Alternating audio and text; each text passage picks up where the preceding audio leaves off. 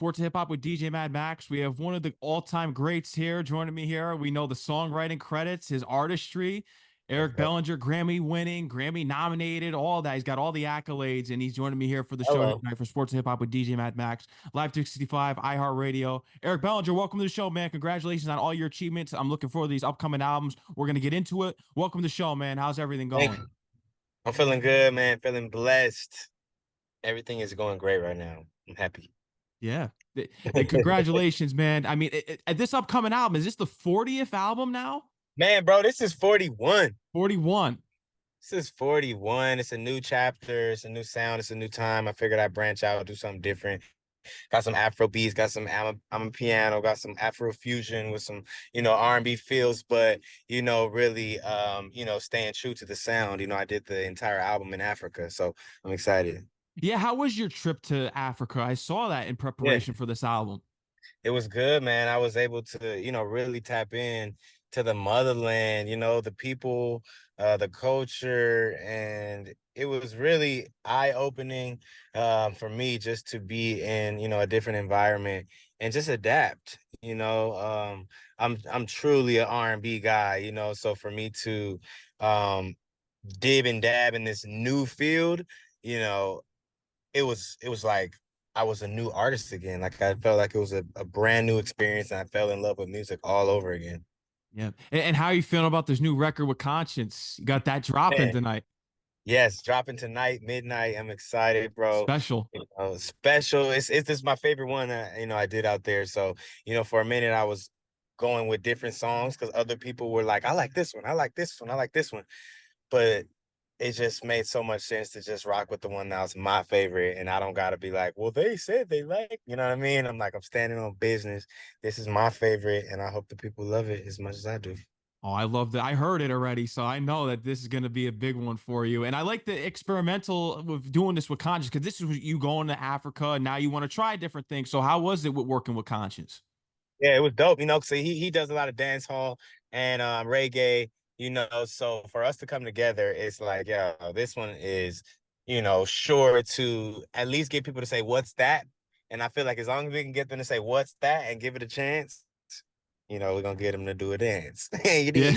dig? Now, what's the meaning behind these titles? It'll all make sense later. And then you got another album dropping in January. It'll all make sense.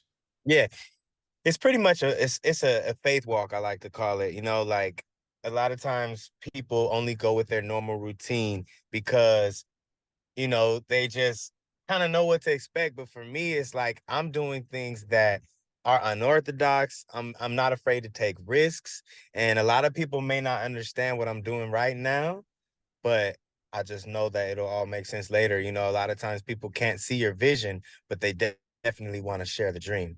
They do. And you've got, I mean, you've been in this business since the age of 18, and you spoke about it just being on this long journey and that you can make mistakes in this industry. And just you took the independent route. You said that I took this journey not really knowing that this was going to actually be me being independent. So, what was it to where you had to Yeah. finally realize that I'm going to stay the course and be independent? Because we'll get into your groups, but what was it that you said that I'm staying Yeah. independent?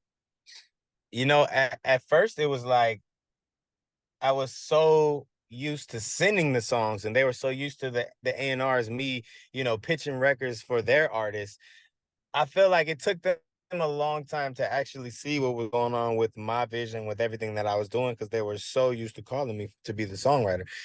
So I think during that time, I figured it out. I figured out so many different things that I had to do. So by the time they finally did come around, it was like, man, I'm already in motion. Like I need y'all to like fall in line with kind of where I'm at.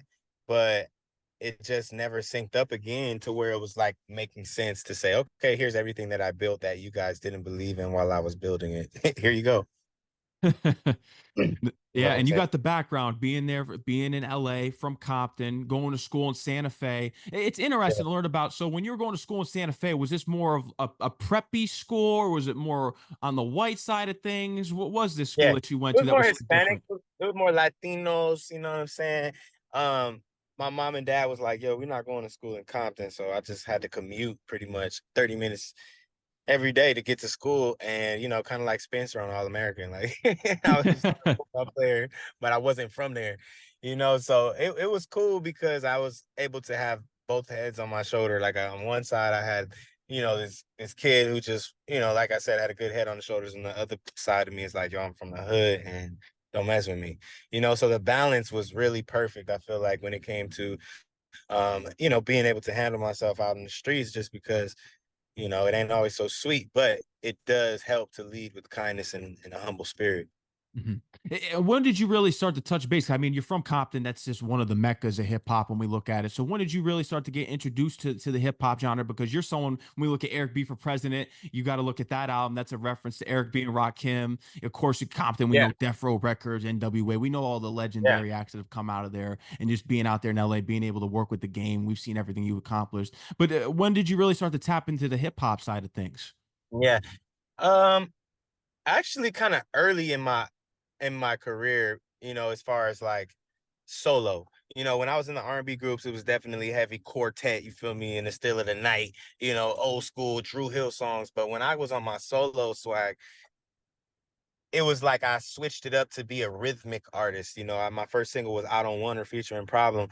And we immediately just was like, nah, we turning up, we partying. And then I slowly made myself back to being an R&B crooner, to the point where I almost felt like it was a little late in the game, because people didn't know how much I was actually singing, because a lot of my commercial hits were such rhythmic records.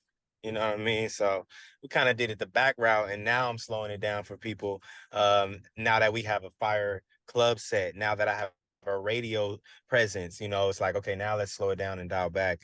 But it's dope to be known for the party and be surprised with the crooning. Mhm. And with because we look at everything in your journey, because you originally wanted to play football, you were playing football, you were running back, you got the knee injury, and then you had some offers. USC was the one that was offering. Was there some other Yeah. colleges out there that had your interest as well? Man, yeah, but I wasn't even listening, because I was like, I was so excited about the burgundy and gold jerseys, the Trojans, like I grew up right in LA. So that was it. I was excited, but yeah, with the injury, it was like, oh, okay. It's kind of decided itself for me. I went on an audition and just found a new love. Yeah, with music, and it was the right audition for you, getting there with Epic and Max Goose. I mean, because we heard about the group, would have knew that it was just that you guys just weren't taking it seriously at that time. Was it just what was you think it was because that you were so young? It didn't really. It was kind of just more. It was handed Yeah, to it you was at that that. time. You really Man, didn't have to it work was. for it. It was that, because now Yeah. I see how hard it is to actually get a record deal. You know what I mean? But back in the day, a lot of the guys in the group, it was like, yo, we got this meeting. And they was like, oh, I can't make it. You know what I mean? They didn't understand the severity of, how good we had it getting the record deal within the first 2 months being signed to Sony, the Epic. You know what I'm saying? I just got to this concert, my bad. What concert are you at? Blast. I'm in ATL. Blast about to perform. Oh wow! So you're gonna be out there supporting him. How is it working with him? You got a record together. Yeah, man. Love working with Blast, man. I've been a part of his a part of his vibe and just the whole squadron since the beginning days, when he released the Can I record, I was on there just because I believed, you know what I mean? Nothing more than that. I thought he was fire. I knew he was gonna go crazy. And to see him doing this, it's like, yo, I'm here supporting him now the same way I was in the beginning. Mhm. We talked about a new, but what happened with O&E in which that group didn't work out?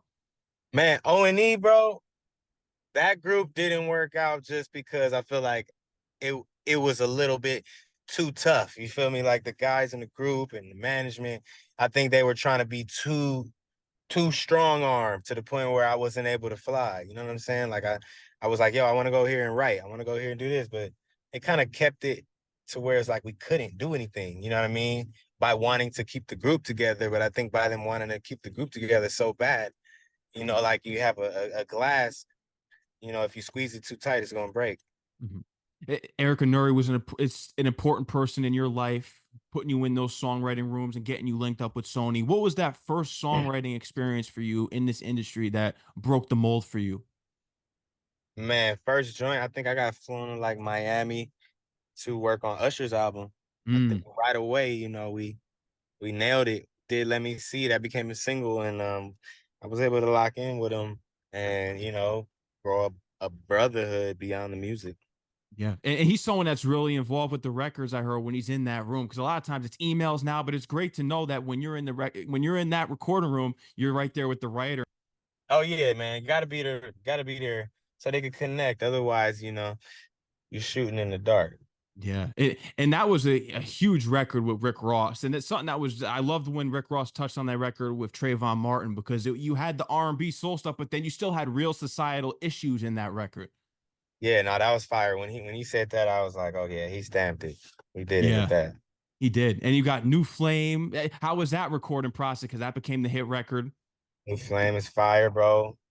That was another one. Shout out. I can't, talk about that song without mentioning Verse Simmons. So he called me in on that one and was like, yo, E, I know I got something special, bro. Come over here. And as soon as he walked in, the first melody I came with was "You Gonna Be My Baby." You know what I'm saying? So it was like, it was dope to work with somebody that trusts my instincts, and I trust everything he's doing because we were able to make magic. Yeah, and you did. You've done it time and time again, and then getting the Grammy Award there with Fame. That was a classic album. Justin Bieber, because you're working with him on this record. Drake was on this record. Was he involved in the room when you were there writing as well? He wasn't in the room, but the bars that he spit were written in the room when Oh. I was in there. So, okay. Oh So man. yeah, no, I mean Drake definitely, what I'm saying, used a couple of the bars, but then he went off and did his Drake thing and turned it into crazy. Crazy, yeah, and it's been a crazy year for him. But I mean, you got Kendrick there, and we're working with Game because Game was interesting when you were down there working with him with documentary two with Circle. So and you eventually had to work with him with the Death Penalty record. So that's how you guys really initially connected. Yeah, nah, for sure. Since back in the day, or nah, his joint with me, Problem, Too Short, my joint Awkward, my joint Blazing with the Bros. Like, we got a lot of records together, and it's just a testament to real brotherhood and how people show up for each other, being from the same city. Mhm. You've mentioned it before that you can make one mistake in this industry and that can affect you for 10 years. Besides signing the wrong deal, what are hmm some mistakes that you can make that can wreck you? I think, man, disloyalty. I think word gets around. I think not being humble. I think feeling yourself too much. You know what I mean? Because the next day is always somebody else that's super talented, and if you don't, sustain just a good attitude, it'll be over before you know it. Even just something as simple as that. Mm. No, that definitely is interesting when you look at it because a lot of people they burn bridges and they don't realize that you have to take advantage of every opportunity out there. Yeah, exactly. Yeah. So you're someone also because when I look at it and I respect you, you're always outspoken about mental health issues and just the battles you go through. So what are the battles that you do go through in this industry that regular people may not realize and that you're currently going through now, being such a veteran deep into the game now with 41 albums and all these Grammy nominations and Grammy Yeah, man. wins? I think it's just doing all the responsibilities that I got to do and wearing the hats, that I got to wear. It's just a responsibility and an obligation that I just wear proudly. You know what I mean? So if something's hard or a difficult situation, whether I have to try to be at my son's game or I have to be at my, show or I have to be on this interview, like, you know what I mean? They're waiting on me. They're parking to go in right now. You know what I'm saying? But I just got to do what I got to do. I never complain about it. I look at it as a blessing because there's people out here, that have it so much worse. They don't have, legs. Some people can't breathe. Some people have diseases. Some people's, living situations aren't the best. Some people's family members aren't here. Like, there's so many things that we could complain about. So it's like, am I going to complain about being blessed to be busy? Nah. No. And you're grateful for it, and that's the main thing. And everything that you've achieved this far, you got to be grateful in order to exceed ahead.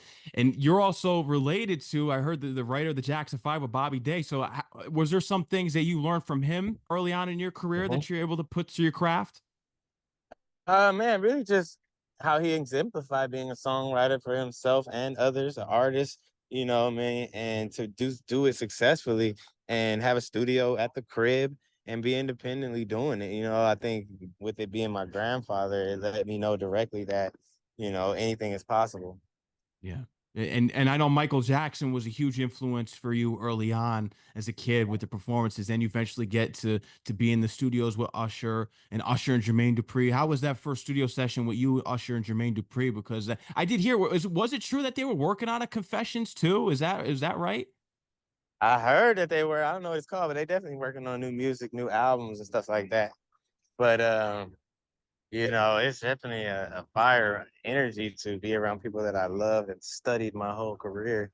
Uh, Yeah. With the songwriting thing, because you were with and I'm Sony, about to go into right now. you about to go and see Yeah, yeah, Blast? yeah, yeah. I'm about to walk in. It- Yeah. with the because I wanted to clarify with everything that you got with the writing deal with Sony, what happened to where you had to go and sign the BMI when you were for a songwriter? Because I read online that things happened. I don't know if it was with contractual Eric? obligations or just the writing credits. What happened to where you had to get a deal with BMI after Sony? Nah, BMI is at the same time. Oh, okay, so that was the same time. Yeah, BMI is different than Sony. Sony's a publishing company. BMI is a performance rights company. They collect your money for you. Yeah. Oh, okay. And when we look at when you're going for how does it work out for you beforehand and then after? Say when you're writing these songs for these big time artists in the game, how do you do the splits before it becomes a hit and then after? It's usually before. Mhm. If you do it after, people get amnesia. Yeah, because then they want to make all the profit of the records there. Yes, sir. Pertaining to the tour, you got the all around the world tour now coming up. So what can we expect from that? What are the fans gonna be getting with this one? Oh man, this one is basically, you know, I'm taking the people around the world. You know what I mean? So, with this album being made in Africa, they're gonna get a vibe of me creating of the process, songs from Africa, and then, bring it back to the States and show them the West Coast songs. There was the records that I did on the West. So, they'll be able to feel like they're going on tour rather than me saying I'm going around the world. No, I like that. No, you're definitely loyal to your fans, and you built it all. That's the thing about being independent. You built it all from the ground up, and it's organic. Because a lot of times people fake their followings, and the record labels Yeah. help them out. You built it from the ground up. Yes, sir. Yeah, it's something that also is inspiring, man. Because you being married to your wife for so many years, ISIS is, because that was the group that she was in. You guys met back in the day, having the same manager. When we look at it, how does it feel? Because everything now is we see what's going on in society with these relationships. It's very transactional and they don't last anymore. So why is it so important to just settle down with one person and find your true queen? Because you're someone that has happiness. Oh man, it just makes so much more sense to be with one person than try to split everything into 10.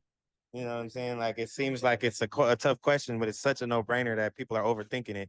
You know what I'm saying? Like, why wouldn't you want to have someone guaranteed to go to eat with, guaranteed to go to the movies, guaranteed to lay with, instead of being at home hoping that someone can give you the Tuesday because they're busy on Monday, and then hopefully Wednesday they're available and don't have to go. It's like, I don't have time to do all that. I'd rather have somebody that's just there to be my backbone. You know what I mean? Like, anything else is uncivilized. Yeah. And how do you look at it as far as when you start writing these songs? Because you're someone we know that you're writing about your wife in these records.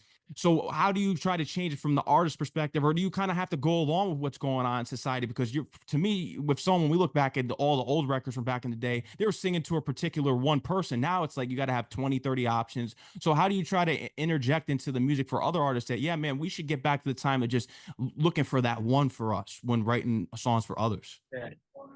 I don't push that on anybody. I do what they want to do for them. For me, Okay. I'm writing my story. Is like, Yeah.